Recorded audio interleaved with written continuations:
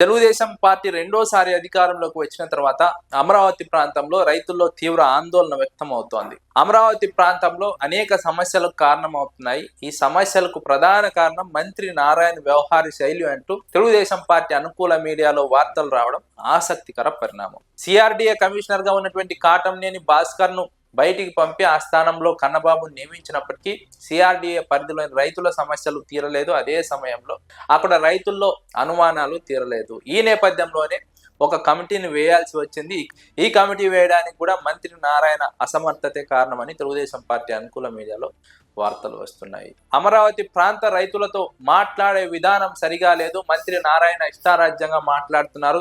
దీని కారణంగా అమరావతి రైతుల్లో ఆగ్రహం వ్యక్తమవుతోందని ఒక వాదన వినిపిస్తోంది. అదే సమయంలో అక్కడ పనులు చేస్తున్నటువంటి కాంట్రాక్టర్లను తాపీ మేస్త్రీలాగా మాట్లాడడం, ఇష్టానుసారంగా మాట్లాడడం కారణంగా కాంట్రాక్టర్లలో కూడా అసంతృప్తి ఉంది. అందుకే అమరావతి ప్రాంతంలో అనేక సమస్యలు ఉన్నాయి, పరిష్కరించని సమస్యలుగా మారిపోయాయని తెలుగుదేశం పార్టీ అనుకూల మీడియాలో మంత్రి నారాయణకు వ్యతిరేకంగా వార్తలు వస్తున్నాయి. అదే సమయంలో విజయవాడ ట్రాఫిక్ సమస్యను పరిష్కరించేందుకు రోడ్ల విస్తరణ, రోడ్ల నిర్మాణానికి సంబంధించి 3 సార్లు టెండర్లు పిలిచి 3 సార్లు క్యాన్సిల్ చేశారు. ఎందుకు క్యాన్సిల్ చేశారో ఎవరికి తెలియనటువంటి ఒక పరిస్థితి. 18-19 నెలలు అయినప్పటికీ ఇంతవరకు కూడా ఆ రోడ్ల సమస్యను పరిష్కరించకపోవడం, 3 సార్లు రద్దు చేయడం పైన మంత్రి నారాయణ వ్యవహార శైలి ప్రధాన కారణంగా తెలుగుదేశం పార్టీ అనుకూల మీడియాలో వార్తలు రావడం మరొక ఆసక్తి పరిణామం. మంత్రి నారాయణను ఎందుకు టార్గెట్ చేశారు అన్న వాదన వినిపిస్తోంది. చంద్రబాబు నాయుడుకు అత్యంత సన్నిహితుడుగా మంత్రి నారాయణ పేరుంది. మొదటి మంత్రివర్గంలోనూ 2014 నుంచి 19 వరకు నారాయణకు అవకాశం కల్పించారు. మళ్ళీ 2019లో ఓడిపోయిన తర్వాత నారాయణ పూర్తిగా సైలెంట్ అయిపోయారు. 2024 గెలిచిన తర్వాత మళ్ళీ నారాయణ మంత్రి అయ్యారు. అయితే ఇంత సన్నిహితంగా ఉన్న మంత్రి నారాయణ పైన ఎందుకు ఈ విధమైనటువంటి ఆరోపణలు వస్తున్నాయి? అది కూడా తెలుగుదేశం పార్టీ అనుకూల మీడియాలో. చంద్రబాబు నాయుడు ప్రణాళిక ప్రకారమే మంత్రి నారాయణ వెళ్తున్నారు కదా, మరి నారాయణ పైన ఎందుకు విమర్శలు చేస్తున్నారు అన్న ప్రశ్నకు సమాధానంగా రాజకీయ విశ్లేషకులు కీలక అంశాలను ప్రస్తావిస్తున్నారు. అమరావతి విషయంలో చంద్రబాబు అంచనాలు తలకిందులవుతున్నాయి. అమరావతి విషయంలో చంద్రబాబు అనుకున్నది ఒకటి, జరుగుతున్నది ఒకటి, చంద్రబాబు చెప్పింది ఒకటి, చేస్తున్నది ఒకటి. అందుకే ప్రజల్లో అసంతృప్తి వ్యక్తం అవుతోంది, అనుమానాలు రేకెత్తుతున్నాయి.